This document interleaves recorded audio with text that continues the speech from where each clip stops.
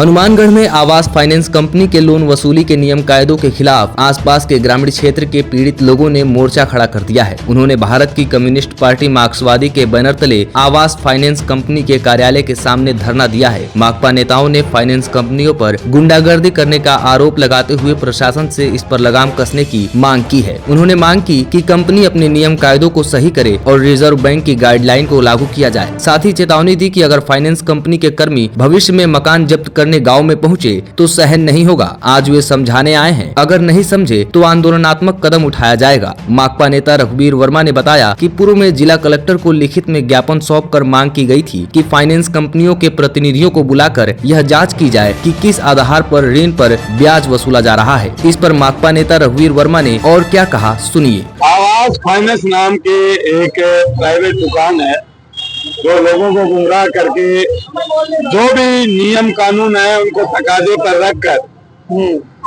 लोगों को परेशान कर रहे हैं। आज से 4 दिन पहले बगैर नोटिस दिए पुलिस की मिली भगत के साथ यहाँ जो बैठे लोग हैं इनके मकान कुड़क करने चले गए। हमने उनसे पूछा भी आप किस हैसियत से आए हो, कोई नोटिस आपने दिया? कि जी नोटिस तो नहीं दिया। तो फिर आप कुड़क करने किस लिए आए हो? तो वहां से वो भागे। और ये जो लगातार आवास फाइनेंस और दूसरी फाइनेंस कंपनियां लोगों को परेशान कर रही है, इसलिए हमने धरना लगाया। अभी ये जिनका मकान कुड़क करने गए हैं उनको 4.5 लाख का लोन दिया था। ये नाम हो जयमल राम को 4.5 लाख का लोन दिया, उन्होंने 5.5 लाख रुपए भर दिए और अब ये कह रहे हैं कि 7.5 लाख रुपए और देने पड़ेंगे। ऐसे ही सारे ये पीड़ित लोग आए हैं।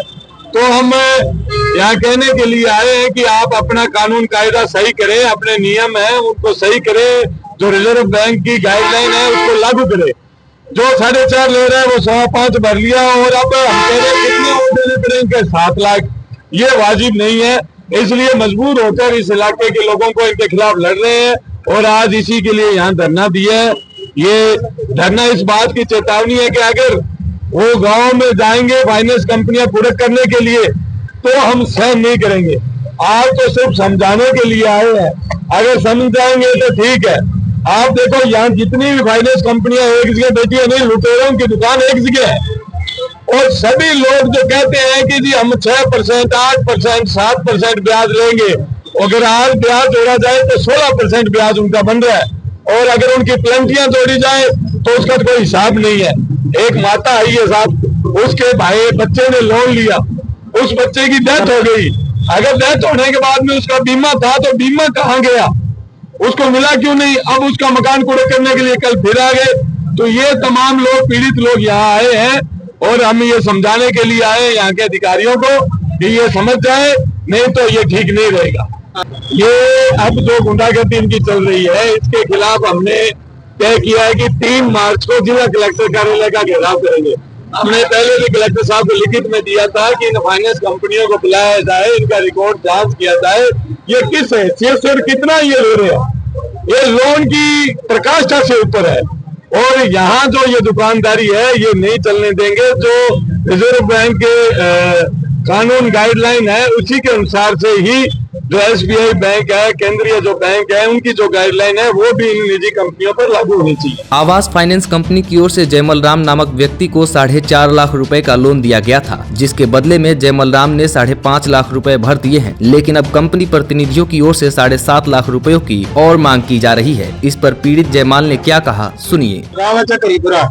हमने 2 लाख रुपए का लोन लिया था, ठीक है, और मेरे पापा का इन्होंने वो जो बीमा किया था 5 साल का, तो उनकी 2.5 साल में डेथ होगी मेरे पापा की। तो हम लोगों ने इनको बीमे के लिए बोला तो इन लोगों ने बोला कि तुम्हारे पापा की उम्र ज्यादा है तो इसके लिए आप लोगों को बीमा नहीं मिलेगा। 75,000 रुपए 5 साल के काटे थे इन लोगों ने, ठीक है, और 5.5 लाख रुपए हमने भर दिए।